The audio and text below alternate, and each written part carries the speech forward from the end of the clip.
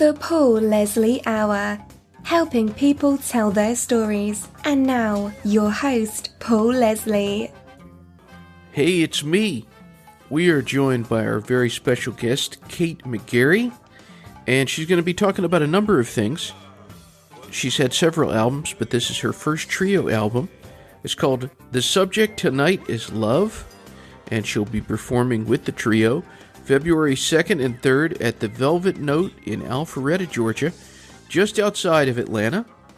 And she's been called a jazz vocalist, but according to NPR, she's hard to pin down. But we have her right here. Thanks so much for spending time with us. You're welcome. How you doing? You pinned me down. I what you down? I pinned you down. You pinned me down. Well, it's good just to have you. NPR said. Oh, thanks a lot. Yeah, we're really excited to be releasing this new music. It's a very different kind of ensemble for me. I'm used to working either with my husband as a duo. My husband Keith is the guitarist and bassist on the project, and we've been playing together for about 14 years.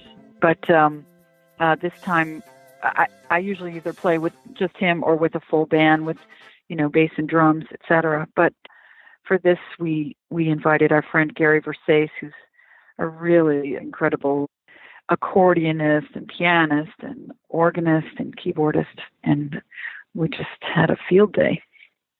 And I think it's safe to assume that of all of the songs that have been written in the history of song, probably love is the most common theme.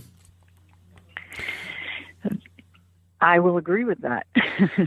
So what made you decide, let's make this album? The subject tonight is love.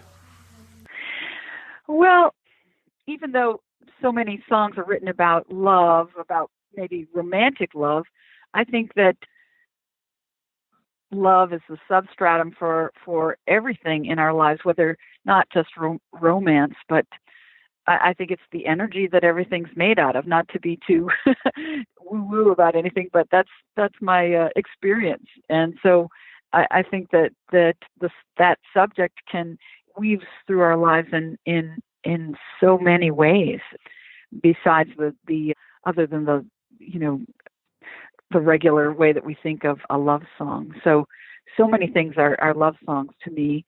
They just look at different perspectives of love. One would assume with the last name McGarry that you're of Irish descent. I was hoping you could tell us a little bit about your background, your early days. Sure. I grew up in Cape Cod, Massachusetts, in Hyannis, and I'm one of 10 children, and I'm Irish American. And my parents used to sing, and they both had beautiful voices. They just would sing, just hanging around the house, and singing was kind of the thing that we all did together. And it was a way that I think it brought us together as a family so many times. If somebody was sick, if somebody was, just in different circumstances. There's a lot of chaos when you have 12 people in a very small house with one bathroom. But I think music was one of the things that helped us kind of stay close to each other and to feel connected. And to me, that's why, I don't know, it's part of the reason why I sing now, is that it feels like the world is kind of an extension of my family of origin, and that feels like the way to keep close to it is to sing, And my parents, we used to have some Irish people who musicians who would come to the town and would sing at local clubs, and we got really close with them. So they would stay at our house, and we learned all of the songs and used to sing those songs together. So I have a really rich history with Celtic music, and I've always felt like it was my second kind of language for me. And on that note, I'm hoping you can tell us about this song that's on the album, Whiskey, You're the Devil. Sure, that's part of a medley. It's called, the medley is Climb Down. That's a song I wrote. And then Whiskey, You're the Devil is sort of the tag end of that song. And the first part of it, they have to go together, because the first part is a song I wrote to my Irish ancestors. And they using the allegory of a family tree and saying that the ancestors are kind of sitting in my family tree, and I'm trying to get them to come down, because sometimes I feel that presence sort of haunting me, and not in a horrible way, but sort of how you might feel your ancestors kind of calling to you, giving you suggestions or sort of saying pointers of how you should be living, and so it was a song to them, and then in the end I wanted to tie it together with a song that I learned that is it's an Irish drinking song, but it's also a song that talks about soldiers going to war, and it talks about the ghosts and that get left behind, and I thought it was a fitting one to go with the song that I had written about, because that was about ancestors and the ghosts of your ancestors, talking to them. So that's how that came about. And I'm also hoping you can tell us about the song there, Fair Weather. Yeah. Did you had to listen to that one? How'd you like it? I liked it very much. Yeah. Fair Weather is a ballad. It's a jazz ballad written by Benny Golson and Kenny Dorham, and it was originally featured in the movie Round Midnight, which was about Dexter Gordon's life, and Herbie Hancock was the person who put together the music for that project. And when Chet Baker sang the song originally, and when I heard that song, maybe 25, 30 years ago, it struck me so deeply, and I've always wanted to record it. And now it feels even more relevant, because it talks about, the lyric says, when we walk side by side like brothers, old glory will stand up and whirl. So it talks about brotherhood and sisterhood, and the treating our neighbors as we would want to be treated, and not looking at people so much as the other. That's a special kind of love that I think is real relevant right now. Yeah. It was a few days ago, I was doing an interview with a jazz trombonist named Dan Barrett, and he was saying that in many ways, being a jazz artist has been difficult, because he said, I would look and there would be a rock band and they would have a full page article and just an incredible photo display. And then he said, our band would get a little blurb. And I'm curious to know what you think about that. Do you think that jazz artists are sometimes kind of treated as an afterthought? Well, it's a fact that at this point in our culture, jazz is not as widely listened to, and I'm always hoping that it's going to make some kind of renaissance. I mean, it does in different ways, like Diana Krall brought people back to a appreciation for standards, but it hasn't been like it was when it first started, and when it first was the popular music. It's kind of moved on since that time, and so it's always had a smaller share of the public's ear.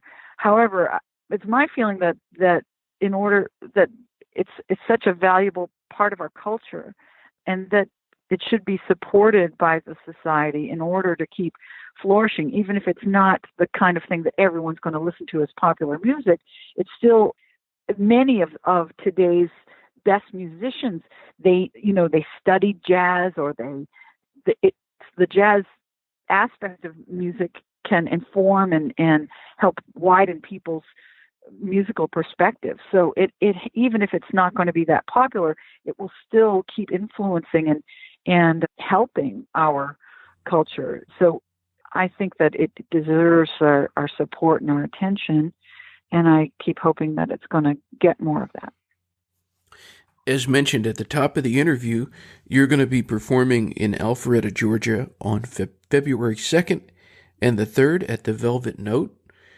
And I'm very curious to know. Is that nearby you? Is that nearby you, or where are you located? You're in Kansas, or? No, I'm not far from there. No.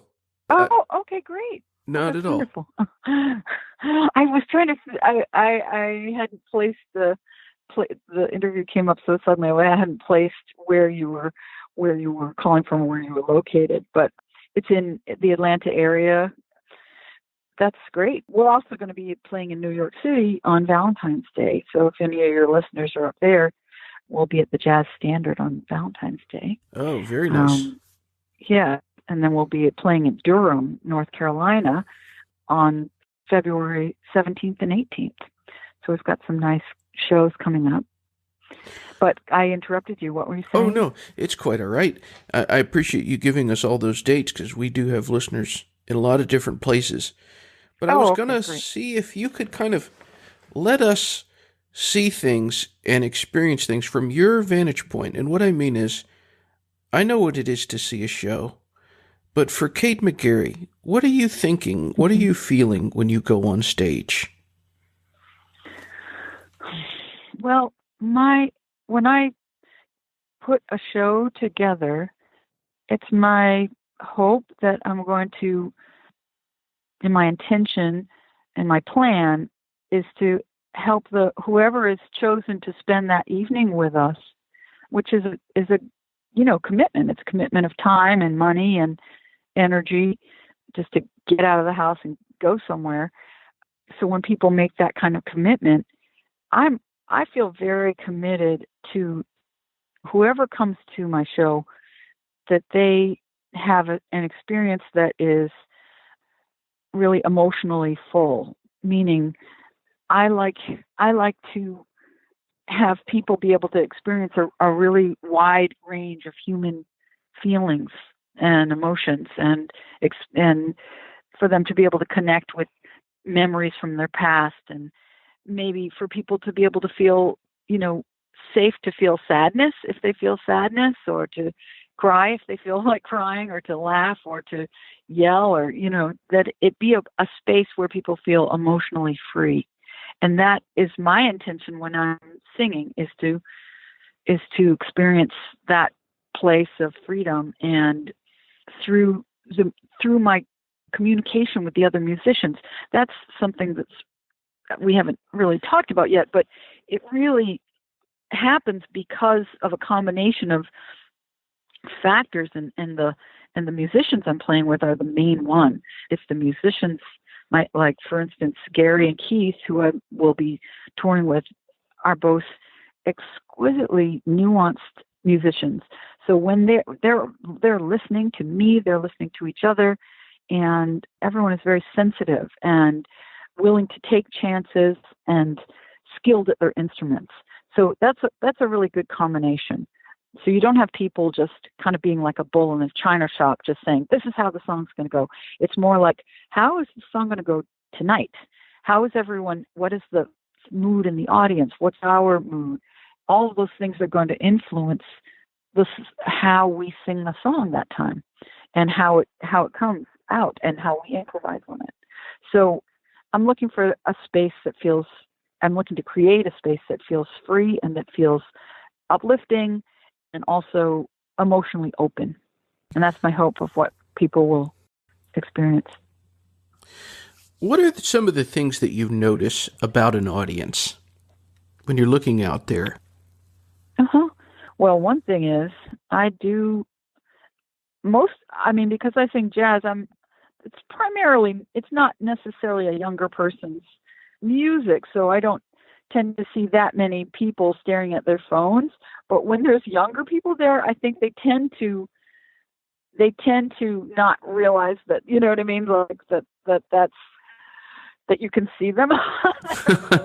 So I usually ask people to, or usually if it's a concert, someone has said, no phones and turn off your phones. But every once in a while at a club, I'll see a young person with a phone out, and it's kind of like, oh goodness, you don't realize that how much that changes the atmosphere if you're interacting with that screen instead of with the musicians.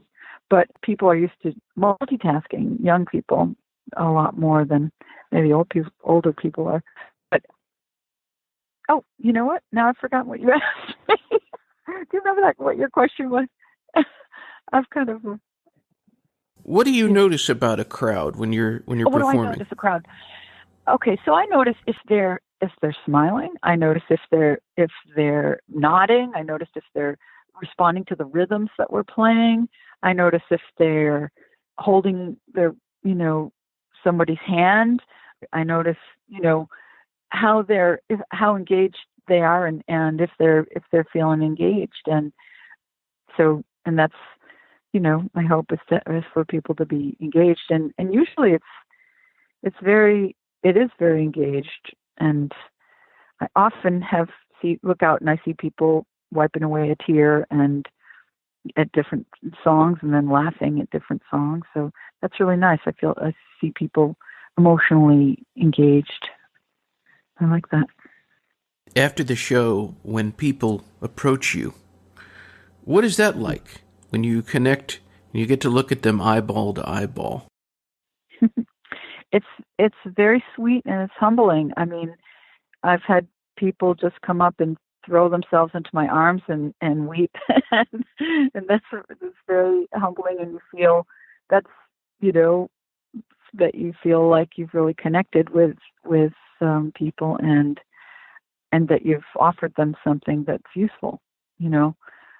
I tend to do a combination of songs that are really fun and light, and also some songs that can help, that are sadder, or might bring up sad memories. So I'm used to people crying at my shows, and I'm also used to them laughing and laughing out loud and clapping a lot. So it's a real mixture of things. But when people come up to me after the show, generally there's a lot of gratitude exchanged, and that's a really beautiful feeling. I feel like their eyes are shining, their faces are bright, they look very alive, and that's what music is for. So that makes me feel like I did my job. Going back to the album, lots of songs here, a good variety of stuff, and then a couple of songs that are a part of our collective memory as citizens of the world, like My Funny Valentine and What a Difference a Day Made. How do you, Kate McGarry, how do you interpret a song that is a standard that's been done by so many people? Well, again, for me, to choose a song is to it sort of happens in a certain way. I feel a particular story that feels unique to me that I want to say using that song. So I don't generally just sing a song just because whatever, like, oh, well, let's just sing Satin Doll. I don't do that. For me, the repertoire is so personal, and it needs to be in order for me to feel really connected to the music, and that's what gives it its power. And for instance, My Funny Valentine, I've heard so many versions of that, and I've always felt like I never would want to sing it. But my husband Keith took that song, and he knows my voice very well, and we have very similar tastes, and he made an arrangement of it that was very different from the regular way that people sing it. It tends to be really oversung and very dramatic and loud and slow. And he put a beautiful kind of beat on it that helped it keep moving, and he changed the chords, and it made me feel very much at home to just reinterpret it. And the way that it sounded to me it felt like a lullaby to me, not to a child, but to a part of a childlike part of ourselves that we can tend to be very harsh with. So that's what the song became for me. It was sort of like a way of soothing and acknowledging that innocent child inside everyone. And that was very different from looking at it like, a romance. And that's how I generally think about any standard, is to think, what's my perspective on this? And the musicians have everything to do with creating that vibe. If they're not open, then the song will just sound very mundane. it will sound just like how it's always been played. But because of the sensitivity and the interactiveness and the openness of the musicians that I play with, Gary and Keith especially, the song is able to be transformed into whatever is going to really be a vehicle for that message and that feeling. Does that make sense? Yes, definitely. Yes, very well put. Thank you. So for anyone who's listening, wherever they might be, gonna give you the stage, something that you're used to. Give you the microphone. What would you say to anyone who's tuned in? What would I say? Hi. I would say I hope you're feeling happy today, and that you do something that gives you joy, like pure joy, whatever it is, whether it's like, just jump up and down or go hug your dog or do something that makes you feel joy, because that is the thing that makes life worthwhile. So, and one of the things that I think really brings joy is seeing live music. So I really want to encourage people to go and see live music, to find something that you want to hear, or just the arts in general. It really wakes up your soul. So that's what my message is. So what is the best thing about being Kate McGarry? Well, I don't know. I guess I feel like every day is a new opportunity to let whoever it is that I am be there, and to let go of fear, or let go of pretense, or let go of things that keep me separate from people and keep me separate from myself, and to just every day is a new chance to be grateful and to be open. And that's what I really appreciate about life, is that it feels like you can always keep starting over and tell yourself a better and a more positive story about your life, and then you'll experience that. That's what I feel like I experience. Sometimes it can get, if I get stuck in a negative story about something, then I have a really negative experience. But if I look at it, if I step back and relook at the issue or the problem, I very often realize that I'm suffering needlessly, and that I can change the backstory that I have about a situation, and then I will change dramatically my experience of life. And that is true for me. Well, I'm very grateful that you joined us. I'm pleasure grateful. Speaking with you. I want everyone to visit KateMcGarry.com. That's McGarry with 2 R's in it. And all the information that they might need is there. And again, thanks for spending time with us. You're welcome. Thank you so much. What a pleasure. My pleasure. Thank you. Till next time. Okay, bye-bye. Bye-bye. All right. The Paul Leslie Hour is hosted, produced, and written by Paul Leslie for Lifestyles Entertainment. For information, visit thepaulleslie.com. Thank you for being with us. Until next time.